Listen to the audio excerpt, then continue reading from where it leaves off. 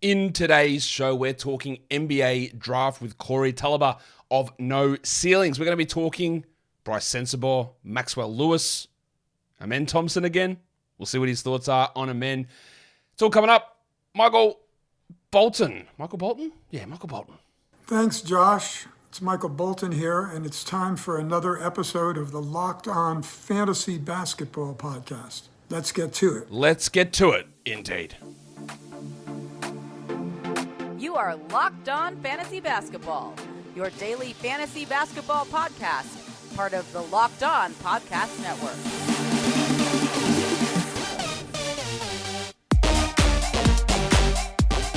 Hello and welcome to the Locked On Fantasy Basketball Podcast, brought to you by Basketball Monster. My name is Josh Lloyd, and I am the lead fantasy analyst at basketballmonster.com. You can find me on Twitter, as always, at redrock_Beeble, on TikTok at redrock_Beeble, and on Instagram at Locked On Fantasy Basketball. Today's episode is brought to you by Game Time. Download the Game Time app, create an account, use the code LOCKEDONNBA for $20 off your first purchase. Last minute tickets, lowest price, guaranteed. Thank you for making Locked On Fantasy Basketball your first listen every day. We are free and we are available on all platforms. Today, as I said, we're doing some draft stuff with Corey. We had his co-host Albert on yesterday, and he's got some opinions on Amen Thompson as well. And then tomorrow, we're going to be doing a Philadelphia 76ers season review show. We're getting to the end of our draft analysis shows. I think we've only got 2 more of those shows left to come. So players including Cam Whitmore, Trace Jackson-Davis, Chris Murray, Jaquavion Smith will be coming in some of those upcoming shows. We've got some Dynasty League content with Rhett Bauer coming this week as well. Some more team reviews, some more mock drafts, lots of stuff happening. Might as well bring Corey in now. We can talk draft prospects, so we'll get him in. All right, let's bring him back onto the show. Here he is. One of the hosts at No Ceilings. It is Corey Tulaba. Corey, welcome back. Thanks, man. I'm excited to be here. I love doing these shows. I've been keeping up with all the draft coverage you've been doing this year because I can't get enough of the draft, just consuming it as a fan as well. You know, even that's what I love about it so much. I could do it and provide the content, but I just love consuming it. And I love getting the outside perspective from people who aren't fully engulfed in it. And sometimes I think there's a lot of value because we tend to overthink things because we've watched so much of it. And sometimes you just need a fresh set of eyes. So I'm excited to be back and chop it up with you. Yeah, I think that's an interesting thing is because you guys do this, all year and you're doing stuff all the time, is that there, maybe, I don't know if this is the right way to phrase it, but you get into a situation where you've seen these guys so many times where you're just like, man, this guy's going to be great. I love it. I love what he does. I've spoken to him. He's so cool. He's such a good guy. He's so humble. Look at all this development. Because you're so just in it the whole time, whereas someone might come in and go, oh, what's this guy doing here? And you say, no, but look, he's improved 5% here over the course of 5 months, and therefore, this might happen. Do you ever get sort of lost in that? And it is good to have that wake-up call, not wake-up call, but I didn't really look at it from that angle. 100%. I actually last year, I had a buddy come on who doesn't watch this stuff at all, and we just did I was like, hey, rank the top 10 prospects. Yeah. Just watch YouTube highlights. Approach it like somebody who is consuming, because most people don't have time to watch 1,000 games. And going back and going through his rankings, they're pretty accurate, sometimes we tend to overthink when we overanalyze and get into the nitty gritty. And, some of the, like you said, we're talking to these guys and we're looking at the intangibles, and it's sometimes right fit, right athlete, right skill set, and right talent. And sometimes there's overthinking. So I 100% like to approach it like that a lot of times and think there's value in it. Let's talk about the first 5 picks in the draft. We know what the order is, of course. What would you do for those first 5 picks heading through to Detroit? Just bang out that first 5. What would you do if you were given the GM powers for 5 different teams? All right, the Spurs. I'm taking Victor Wembanyama. I would go with Brandon Miller for the Hornets. For the Trailblazers, I would take Scoot, although I'm very, very tempted to go a different direction. At number 4, I would go with Jarris Walker, who, although not the cleanest fit, I do think he brings interesting things to the table with both Jabari and Şengün in the front court. And I just think he's going to be a total winning impact playoff guy. At number 5 to Detroit, let's go with Taylor Hendricks. Yeah. I think that, I think that is just, I know people don't like to draft for fit, but sometimes when you have a talented prospect, like sometimes drafting for fit, you kind of have to do it. If you just draft guys who overlap with each other, you're not giving them the ideal developmental context all the time. And putting like a stretch big like that next, who doesn't need the ball, next to Jaden Ivey, and next to Jalen Duren and possibly James Wiseman, like he's just such a great complementary guy who's going to play both sides of the ball and still has that potential to develop outside of those areas. So those guys aren't necessarily like 1 through 5 on my big board, but I do think sometimes you have to, sway from that a little bit when taking account for fit. I know that there'll be people who are watching this or listening to this, they'll be like, man, Josh has never drafted for fit. He's always best player available. And that's not exactly true, because I agree with you that, to me, when you're looking in players and there's groupings of players, and to me there's like a group of like five or six players who I'm like, I don't know who the best of these guys is. So getting fit in that group of guys makes 100% sense. Now, the reason that I personally have Scoot over Brandon Miller is I think Scoot is just a better player. Like, it's just a different tier of prospect to me. So even though Brandon Miller fit would be great, I just don't think you pass up on that talent. But if I get to Hendricks or Walker or Whitmore or Asar Thompson, I've got them all sort of in this same area. The one who makes the most sense with fit is probably the one that I go with. And initially I had Taylor Hendricks going at 5 to Detroit for that very reason. Like, just sitting back there, defending, protecting the rim, shooting, playing off ball, room to grow. It makes tons of sense. Now, one other thing I just wanted to get out of that, because this is not exclusive to you, but I've been thinking about it a little bit. And I've seen Jarris Walker at Houston in a few different spots, and people go, well, there's overlap there with Şengün and Smith, as you mentioned. But this is not really a Jarris question. It's maybe more a Jabari Smith question. Do you think that Jabari Smith, with his defensive ability that he showed in college, and he showed it in the NBA to a degree, and shooting ability, which didn't really show in the NBA that well, could he play as a 3 the way that Lauri Markkanen has the last 2 years, even though he's 6'11", even though he can protect the rim, even though he can play as a center? Like, could he work like playing more as a perimeter orientated big man, so that this overlap of like, well, they can't draft a power forward because they've got Jabari Smith, maybe goes away? I think if you have the right 4, yes. I think that Jarris Walker is exactly that right 4. I don't think that starting all of those guys together necessarily makes all of that the sense in the world to do that. But like, Jarris is a guy who can create a little bit. He can, in high school, he was initiating a lot of offense. He was bringing the ball up the court. He was getting guys into similar sets the way a Şengün does. When you have guys who could serve as hubs and make quick decisions and play point by basketball, and then you have a guy like Jabari, which, what's the thing that we've heard from college and his rookie year? He needs to be set up. I do think that he could be a guy who is kind of just a 3-and-D guy. He's switchable defensively, so I certainly think he can guard threes. I don't think it's his ideal role, but I also don't think it's necessarily Lauri Markkanen's ideal role either. I think Lauri is a better self-creator off the bounce, and that's something that Jabari has time to work on. But I definitely think that there are ways to make that effective with a guy like Jarris. A guy like Taylor Hendricks, I'm a little bit more skeptical, just because I don't think that Taylor Hendricks or Jabari have the creativity as offensive players to create on their own, and maybe just having a couple of guys who can space the floor and be complementary, maybe that's a good thing for guys like Jalen Green and Şengün, who will be doing a lot of the offense, and potentially James Harden. But with the right 4, I do think it's possible. All right, I'm back from the land of the frozen, and we're going to talk player prospects in a second, Corey. Before I do that, I'm going to tell you that today's episode is brought to you by Game Time.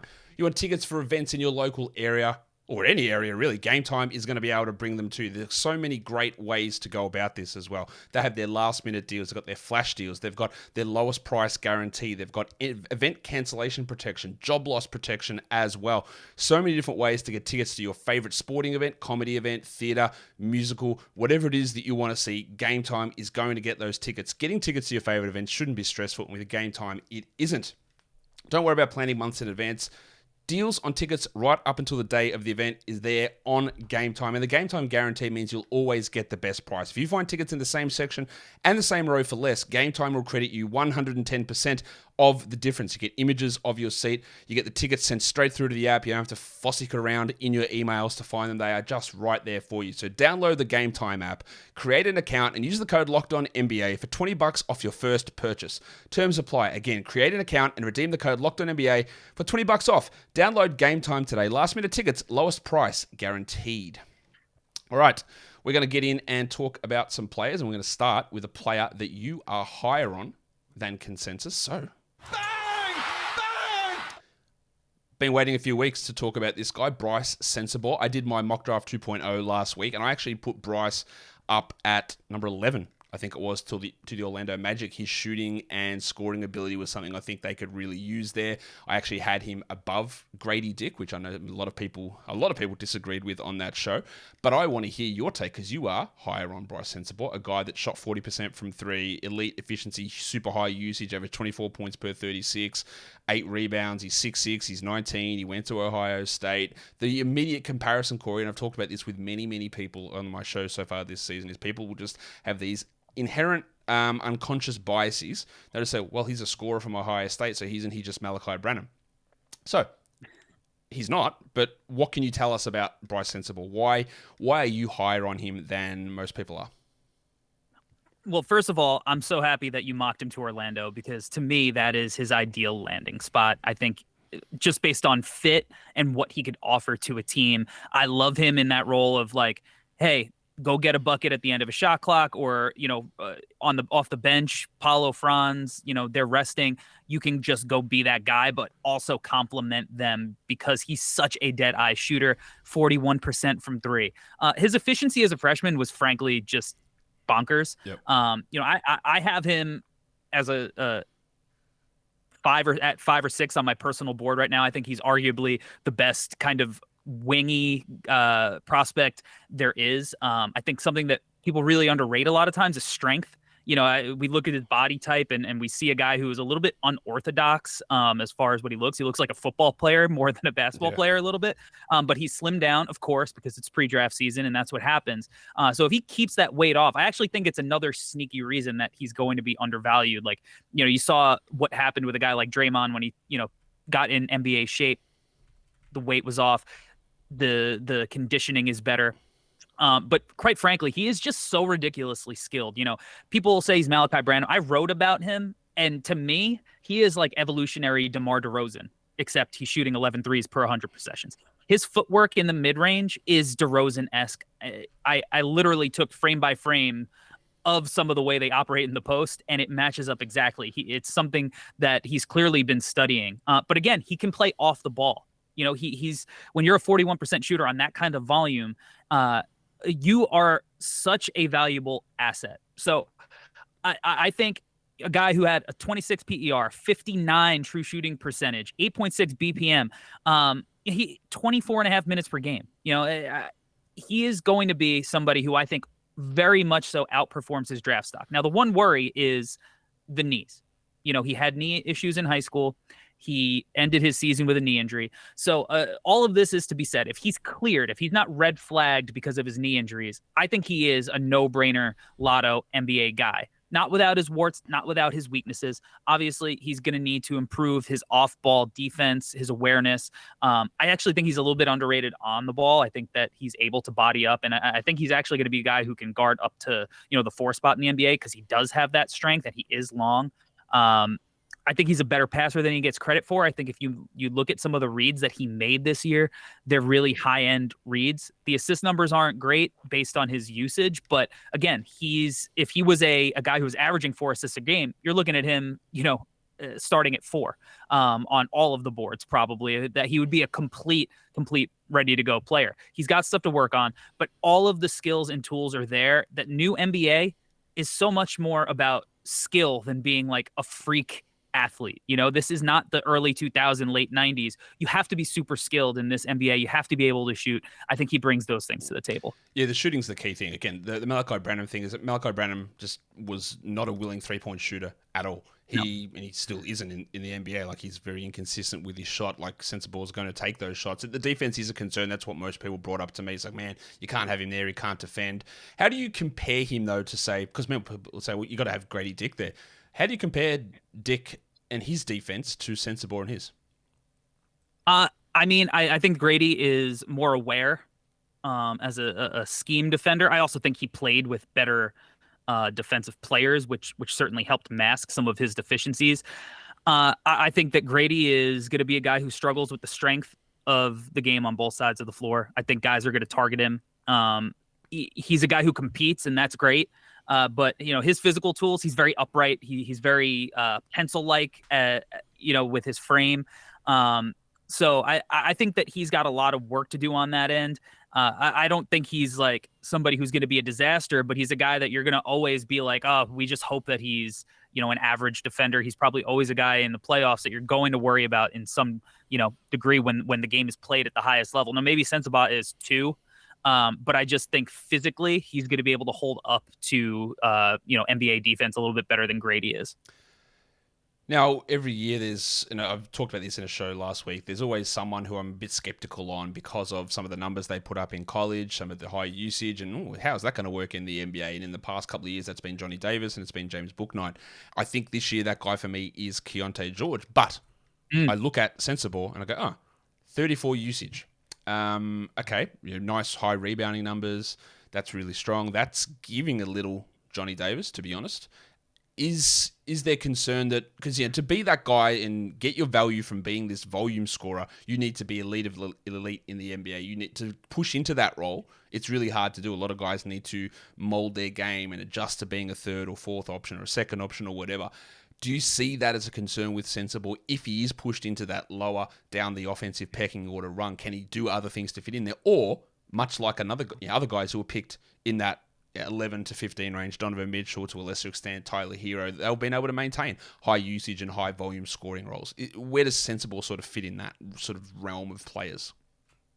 Well, because he's such a good shooter and floor spacer, and I think that he could do more than just like stand in the corner and catch and shoot. Like I think you could use him as like a movement shooter too, which is something he showed flashes of at Ohio State. Not a ton of it, but definitely flashes.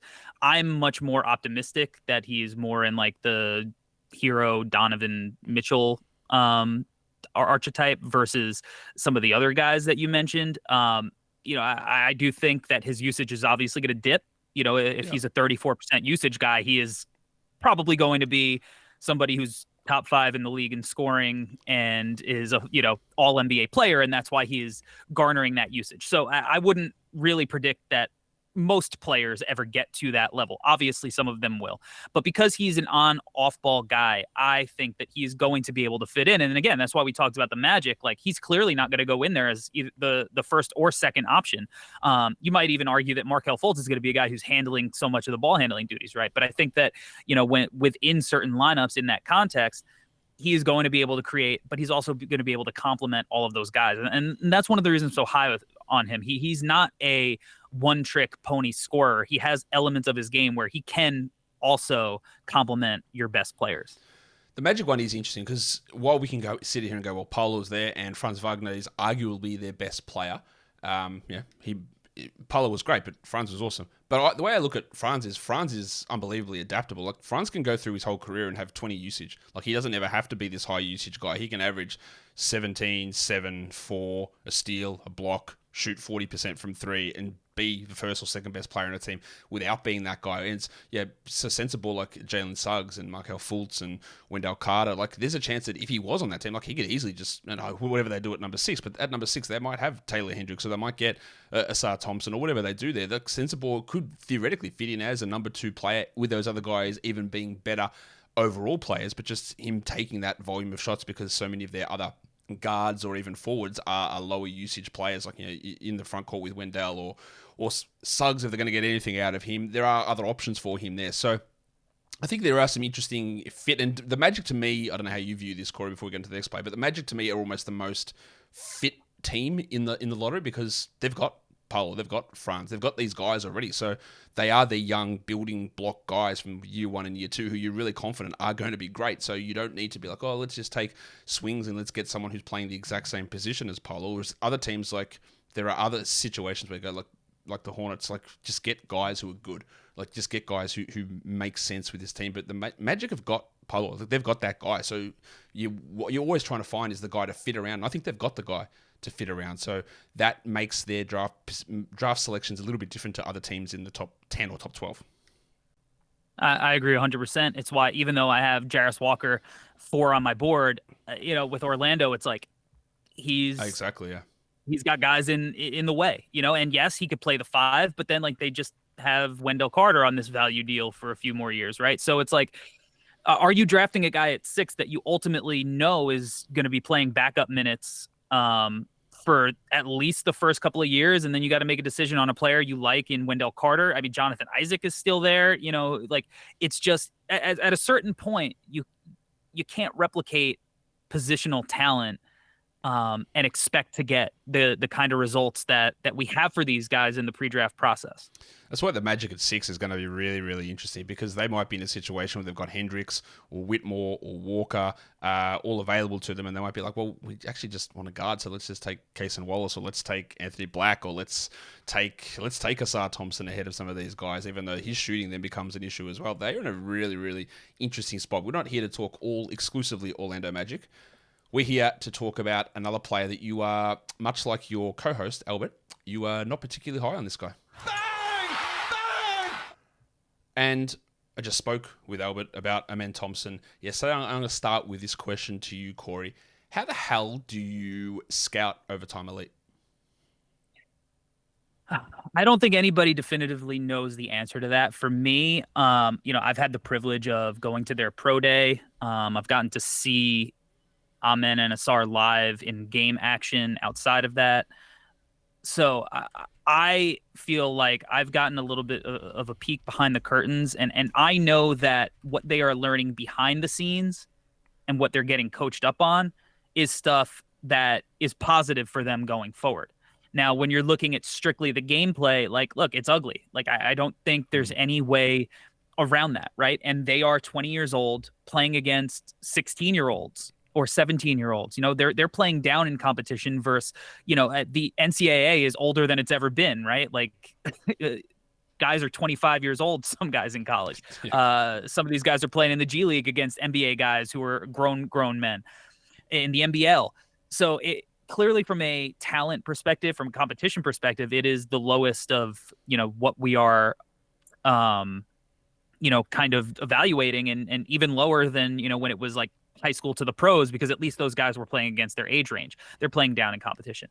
So it's definitely hard to evaluate it, and you're just going to have to buy in on the behind the scenes stuff. For me, it's like the behind the scenes stuff and the raw talent and the skills that they show, and not so much like, did they miss a possession here, or did they make this great transition dunk? Like, that's stuff that I not throw out, but don't value as highly as some of the stuff that, I've seen with my own eyes behind the scenes, or as far from a skill perspective. The competition levels, it's impossible to 100% judge. I'll throw a couple of interesting, not even caveats, but the only player we've seen from Overtime Elite in the NBA is Dominic Barlow, who didn't get drafted, which I thought was a mistake at the time, but came in, played well in the G League, and when he played in the NBA, totally fit in, like totally looked at place, and I think that he is a future rotation player. So that's the only guy. And the other guy that they had, Jean Montero, didn't get drafted, which I again thought was a mistake. He's actually putting up some pretty good numbers over in Europe as well. So they're the two guys that they were their main guys from last year, and they didn't get drafted. There was, I guess, a level of skepticism, but both guys have succeeded professionally so far.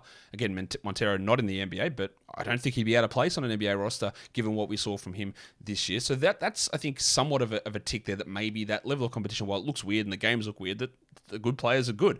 And then I go to the games that they played, OTE played against some of the international teams, and they played against Adelaide, a team that beat Phoenix in the preseason. Asar had 14, 4, and 4. Amen had 19, 8, and 4. 2 steals for Amen, 1 for Asar. Yeah, the shooting was pretty bad from both those guys, but they played against a professional outlet. Yes, it was a preseason game for Adelaide. They weren't playing all their guys, the big minutes. But if you're going to have the criticism, I guess, of them playing against these 16-year-olds, which is totally valid, they went up against a bunch of professionals and did pretty good things, I think. I think so. I get that concern. But they also, in other situations, and playing at like tournaments and things that aren't the Overtime Elite situation, they've still been a similar level prospect, I think. I think that's fair. for sure. And I do think that like that international competition is something that is unique that a lot of these prospects don't have that I think is going to be helpful to them. I actually got a chance to ask them about it, and they were like, we're playing in these small, sweaty, hot gyms against these grown men and guys who are making such quick decisions and stuff we're not used to seeing.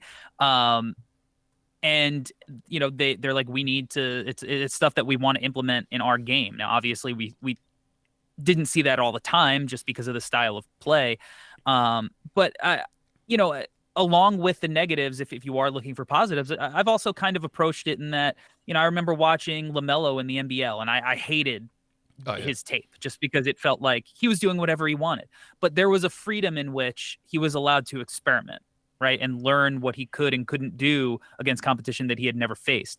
I think there's an element of that with Amen and Ausar in the overtime elite. Now, not all of it's going to translate. And I think as great as LaMelo's been, he definitely has shown that there are things that he needs to improve upon still that were bad habits that we saw back then. So I'd expect similar learning curves for Amen and Ausar.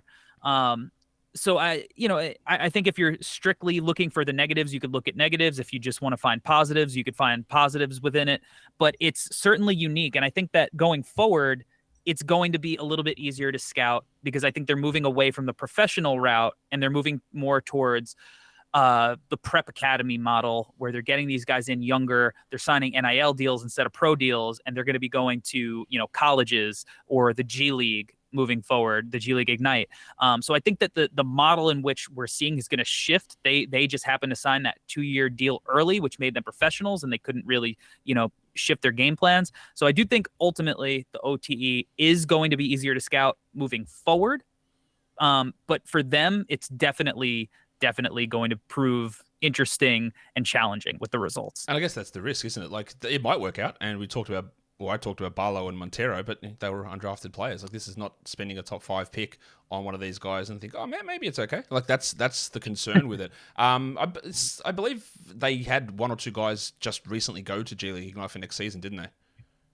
Tyler Smith, who's a really interesting prospect, a guy that I got to see up close a bunch of times this year. And he's a lefty, 6'10", really bouncy. He's got a smooth stroke. I think it's the perfect developmental context for him. I think playing with pros are going to accentuate his strengths. So I think that's the model going forward. There's a lot of guys, like, they have real deal prospects. Like, obviously the Thompson twins are real deal. Yep. Bryson Tiller is going to be real deal. Nas Cunningham. Like, they have guys that are going to be high level college recruits going forward. So it's not that the league isn't talented. It's just that they're all at different parts of their developmental journey. So it's for them, it's just bad timing. So let's dig in a little bit here quickly on Amen next. We've talked around him and into the program. When you say you're down on him, like, most people are saying, well, he's just going to go at 4 to Houston. That seems to be the thing. And 99% of people that are talking about the draft are saying that that's probably the most likely thing to happen. Like, how down on him are you? Are you outside the top 10? He's definitely behind Ausar. Are they both outside the top 10? Like, where are you on Amen Thompson? I have Ausar at 6 and Amen at 10. Okay. Albert and I did a preseason pod and on Amen because I think we were skeptical based off what we saw last season. Yep. Obviously you see the flashes and you're like, this is great. I don't necessarily know that he didn't improve this year, but he didn't improve on the things that you wanted him to really improve on, which is the shot. And I think improving your shot during like the end of the season into the pre-draft cycle, we're seeing these videos, changed form and stuff. An NBA team is going to want to get him in, and they're going to want to work on his shot the way they work on it. So, he's almost going to have like 4 or 5 different shooting forms even before he gets to the NBA. And that's not great. Like, I was at his pro day in October, and I got to watch him shoot around, no cameras, just like empty gym, not going through drills or anything. And it's concerning stuff. It's the form, it's the makes and misses. If you watch the tape, guys were guarding him like he's washed Russell Westbrook. Yeah. Like they're like, hey, shoot it. I dare you. And he's hesitant. And when he did, like the results weren't great. Ultimately for him, the reason that I like Ausar a little bit more is, one, I think they're comparable playmakers. I think Asar's playmaking is really underrated. And I think he's a top tier athlete, maybe not as quick twitch as Amen, but I think he understands the pace and when to use his athleticism a little bit more, where Amen feels like he is always like bursting with the nos, like coming out of off the line. Amen's not a great finisher. So in a league with not a bunch of great rim protectors, he was struggling to finish in the half court. His finishing numbers look great if you're just looking at them in totality, but he was getting 25% of his possessions in transition, where it was just like leak outs and highlight dunks. So when I look at how teams are going to guard him, they're going to sag off, they're going to try to make him finish. It's hard for me to envision where if he doesn't go to a team that says, here's the rock, just go experiment, that he's going to have an easy time doing that. And I'm looking, you look at the list of teams and it's like, is he going to take the ball out of Cade Cunningham's hands or Jaden Ivey? Like, probably not. Is he going to take the ball out of Jalen Green and Şengün's hands? Like, maybe a little, is the goal, but those guys like to have the ball in their hands. You're gonna have to rip it from their cold dead hands, maybe. So it's just like, it's really hard to envision a situation in which it's just smooth and easy, and it's just like he could slide in. Now, if he dropped to like Utah at 9, like that's like the perfect situation. Full spacing, like can really operate with the ball in his hands a ton. I think Washington at 8 would be pretty fun next to a guy like Bradley Beal who could actually space the floor. Porzingis spaces the floor. I just think that he's so fit and context dependent. And when you wade through just like the hype and the athleticism, sometimes it feels like it could be a little bit of a mirage. Now the playmaking's great, but it's like I don't know how much of that is going to translate immediately. I think there's going to be a big learning curve there as well, just because I think teams are going to guard him a little bit tougher, and he's going to have to figure things out.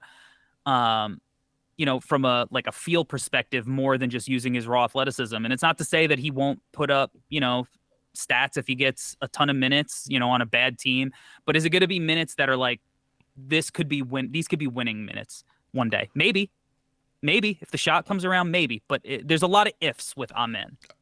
I agree. And I do have him high, but I am constantly reevaluating that. And I've never felt less confident in having someone high than I do with him. So I just don't know. You talk about fit, and I was thinking about like, where would you fit? And I know it's just not likely to happen, but if the San Antonio Spurs were to trade back in, like they don't have a ball handler. Like Trey Jones, fine, you're good. Like they don't have that guy. But putting the ball in his hands and letting him work with Wembanyama would actually be an amazing fit, I think. Getting coached by Popovich and not having that other guy who needs the ball in his hands. But that's a pretty tall order to see San Antonio getting him in there as well. I don't know how that would go down. Now, I want you to sell me on this next guy, and it is Maxwell Lewis from Pepperdine, because I didn't have him in my first round of my last mock draft. I had him at like 29 the one before, and I moved him back. And I look at his numbers. He's got the prototypical size, 6'7". He's almost 21. He shot 35% from 3. He had high usage. The defensive numbers are okay. But I look at it and go, okay, fine. Like, wings are important. Having wings are important. But no offense to Maxwell, he just feels like an NPC type of wing. Just a guy you throw out there and go, yeah, you're 6'7". You sort of shoot. You sort of defend. You sort of handle the ball. You sort of do a bunch of stuff. But what's the thing? What's the thing for Maxwell Lewis that makes me go, no, he has to be a first-round player? Yeah, I mean, you look at like the 35% three-point shooting, and it doesn't like jump out at you. But I actually think he's going to be a much better shooter than that. I mean, he was 44% off the catch. He's shooting a lot of off-the-bounce threes.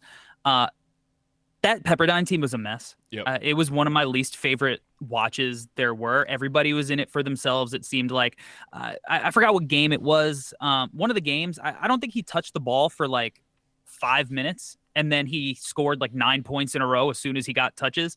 It just felt like a bunch of individuals who showed up to play pickup basketball, and they were all the guy on the court who just dribbled the ball down and shot it every time. He's also a guy who doesn't have a lot of like experience playing high level basketball just because, he had a weird situation in high school. He's very raw as far as potential. And I think that he's going to have to go to a developmental system that is willing to be patient and hone it. But I don't think there are a lot of guys in this draft that have the combination of his physical dimensions, the athleticism, the shooting ability, the ability to get their own shot, the feel. I think he's a pretty good passer. He made some really, really slick reads out of live dribbles, both hands, weak side hits, and a guy who could play on or off the ball. So again, it's going to be, where is the team that specializes in development? If he goes to, a team that every year they draft somebody and it's just disaster after disaster, like a Washington probably doesn't do a good job developing him, right? Like they just develop fine players that seem to stagnate. It's going to be tough. But if he goes to maybe a Miami, maybe that's a spot that he really learns how to be a professional, hone in, get really great coaching, figure out what he can and can't do. It's a lot of raw talent that I think he was somebody who was getting that top 10 buzz very early on because he was shooting the leather off the ball. I think there's a middle ground where now he's getting mocked towards the end of the first. I think there's got to be a middle ground in between his hot streak and his cold streak, somewhere in there, just because, yeah, he is raw. There are some outcomes for him, but at a certain part of the draft, you're not finding his kind of talent. He's got that profile of the guy where I worry a little bit, where small school, weaker competition, high usage, but still not efficient. Like 28 usage is pretty high, but 57 true shooting is solid. But I would want you playing at that level to be a little bit higher there, and your defensive stats are pretty low. The size is all well and good with him, but again, I agree on the passing. I think there is some passing ability there, but not to fall into my own trap that I talk about too much about just comparing guys from school. But we had a guy, Kessler Edwards, who played at Pepperdine a couple of years ago, similar sort of wing-sized player. But some of his numbers in college were relatively comparable to Maxwell Lewis. Shot better percentages on threes. Was a sort of slightly lower usage, but overall was a higher, like a 24 usage player in college who shot the ball well, who plays. He's probably more of a 3-4 than a pure 3, Kessler. But coming out of that school, different context, different team. Like, is there, like, and Kessler has been fine in the NBA, but he hasn't been anything that you're super excited about. Is there any, like, the history of the Pepperdine program and the team and the competition, and is that a level of, like, well, he still didn't blow us away playing in that situation? Is there a level of concern, or am I just being too harsh on him?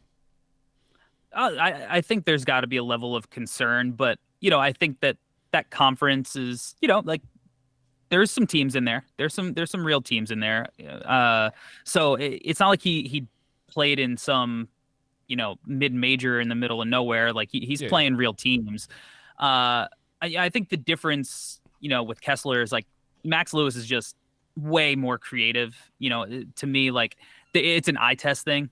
There's stuff that he does on the court. There's some flashes you go, oh wow, right? Like where Kessler, I think, had less of those. So for me, it's an eye test. I see some of the raw potential. It's just, he's a ball of clay that needs to be molded. But I think the actual skills and tools are pretty awesome. Let's go to another wing player then from out on the West Coast again, and that's Omari Moore, San Jose State. He's 22, 6'8", probably a late second round player. Seen his name jump at times up until the top of the early 30s in drafts. Most of the mock drafts I've looked at now have got him later in the process. He seems to have fallen out of favor, but another high usage, lower efficiency wing who's, again, got the prototypical size. He plays that position of need in the NBA, but there are numerous concerns. And now one thing that stands out to me is the almost 5 assists per 36 minutes. So working as a bit of a playmaker there, but the overall efficiency numbers on that high usage are pretty red flaggy to me. Is he a draftable player to you? I think that when you get into that 45 to 60 range, you can make an argument for, a ton of guys to one way over the other. Also in that range, it's going to be agents pushing guys away from teams, towards teams. What's interesting about Omari is the shooting numbers, they weren't great, right? But he shot the cover off the ball at the combine. So there's something to work with. Now, he didn't shoot it even well off the catch. He's a high usage guy. He's talked about the 5 assists per game. It's that he's so pick and roll dominant, so plays with the ball in his hands, that for him to actually make it in the NBA, he's going to have to be a guy who can also play off the ball. That's going to be the question. Like, what is he going to bring to the table when he doesn't have the ball? It's almost the same thing as Brice Sensabaugh, that conversation, only Sensabaugh is a dead-eye shooter. Moore doesn't really cut.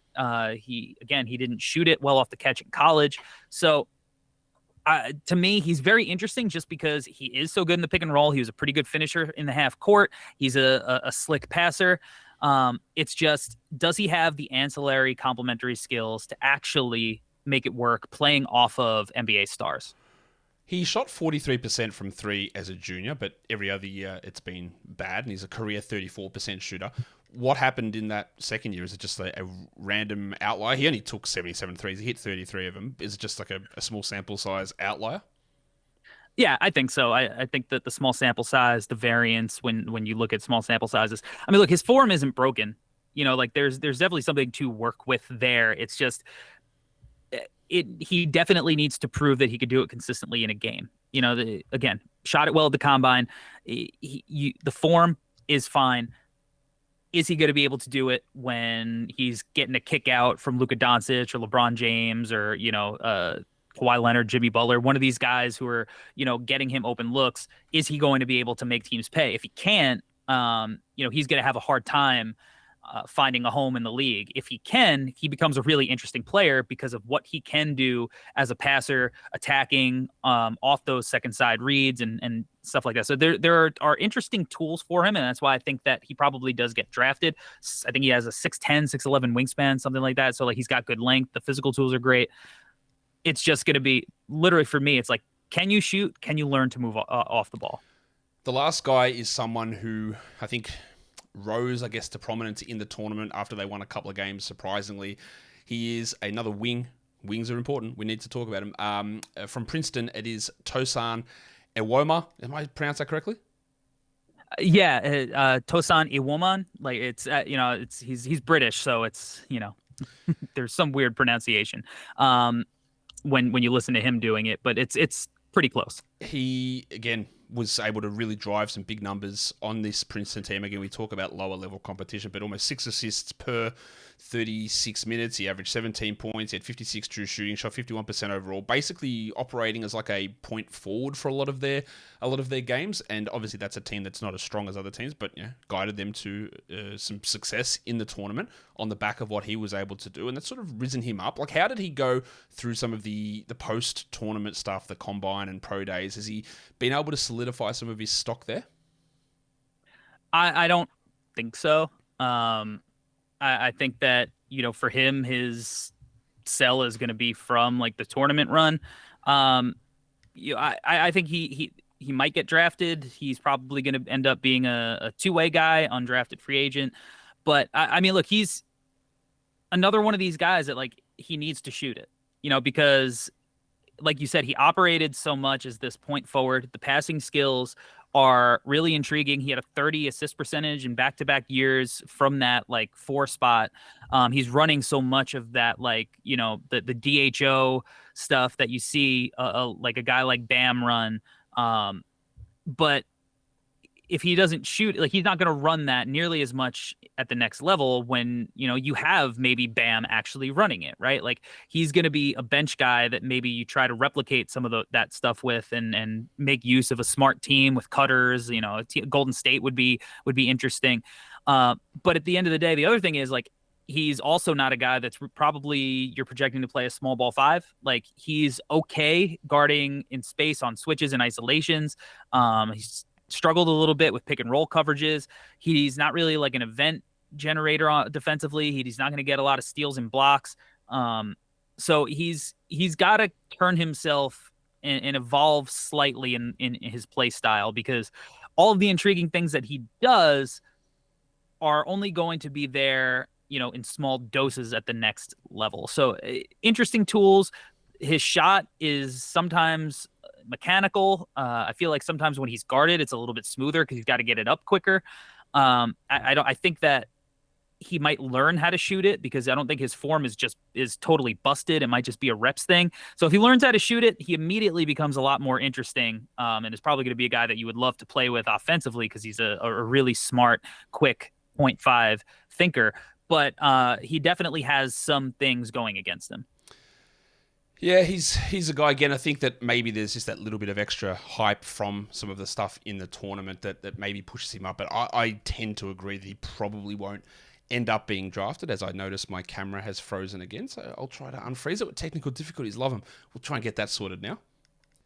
All right, I'm back from the land of the frozen again, part 2, and just in time for us to say goodbye, Corey, because that was the end of the show. So fantastic once again to have you on chatting NBA draft prospects. Tell us what you guys have got cooking over at No Ceilings at the moment.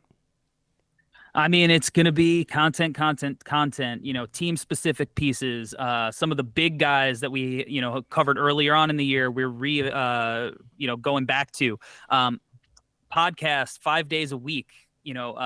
Player film sessions, just broke down film with Taylor Hendricks. Got some fun ones coming up. Oh, that Taylor Hendricks one was awesome. I listened to that yesterday, I think it was. It was really, really good. It made me like, thank you very much. I was like, I love Taylor Hendricks, and then I was like, oh, how does he going to? Then I listened to that one. I'm back. I'm all in. I'm back at top 5 for him. Yeah, kid's got the mindset, man. I got Ricky Council coming up. A couple other fun guys. I'm really excited about. And then we just released our draft guide, and that's the thing that we get excited about every year. It's 18,000 plus words, 120 plus pages. I do the art for it, so I literally think I made myself sick by grinding out finishing the artwork for it. There's your artwork. Yes. The cover actually done by my favorite artist Matt Skiff, but all of the inside artwork was me. Oh, so and all the stuff, the formatting. Oh, yeah, all the formatting. We all worked super hard. Every member of our team contributed to it, writing, pulling different graphics. And this year, we doubled the content for the same price. So it's $10. You can get it at NoCeilingsNBA.com. Click on store, or you can go to NoCeilingsNBA.BigCartel.com directly. We release merch, but we're going to have mock drafts coming up. We have a live draft stream on draft night. We got a pre-draft show that we're going to do. It's going to be every single day. We're going to have something interesting regarding the draft. And then we're going to move on post-draft, break down all the results, head into Summer League, and then we're going to kick 2024 off. It's an absolute no-brainer to go get the draft guide and to check out everything that No Ceilings does. Corey, thank you for coming on and chatting about the draft with me. My pleasure. I am down to come on anytime, man. Appreciate you having me. And that will do it for me today. Don't forget, follow this podcast, Apple Podcasts, Google Podcasts, Stitcher, Spotify, and on the Odyssey app and on YouTube. Thumb it up and leave your comments down below. Guys, we are done here. Thank you so much for listening, everyone. See ya.